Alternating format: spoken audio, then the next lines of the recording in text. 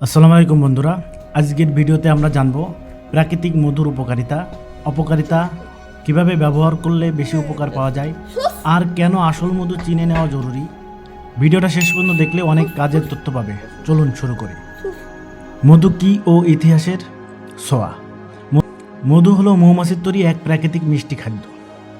হাজার হাজার বছর ধরে মধু খাবার, ওষুধ আর সৌন্দর্য চর্চায় ব্যবহার হয়ে আসছে।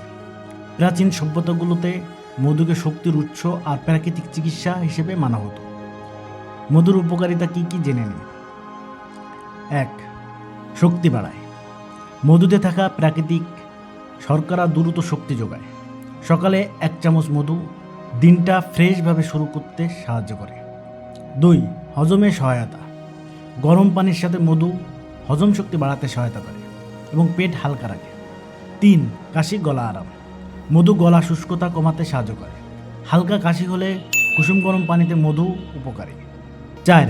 ত্বক ও চুলের যত্ন। মধু প্রাকৃতিক ময়েশ্চারাইজার। মুখে বা চুলে সঠিকভাবে ব্যবহার করলে শুষ্কতা কমাতে সাহায্য করে। 5. রোগ প্রতিরোধে সহায়ক। আসল মধুতে অ্যান্টিঅক্সিডেন্ট থাকে যা শরীরকে সুস্থ রাখতে সহায়তা করে। মধুর অপকারিতা। 1. অতিরিক্ত খেলে ক্ষতি।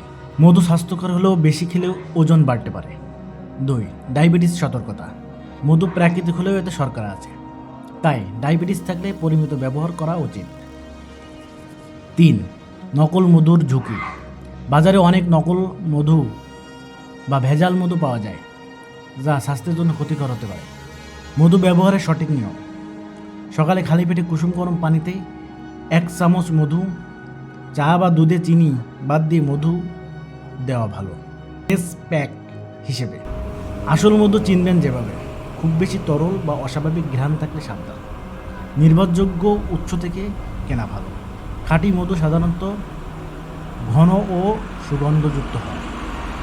শেষ কথা, মধু নিঃসন্দেহে উপকারী, কিন্তু সঠিক পরিমাণ আর খাঁটি মধু বেছে নেওয়াটাই সবচেয়ে গুরুত্বপূর্ণ।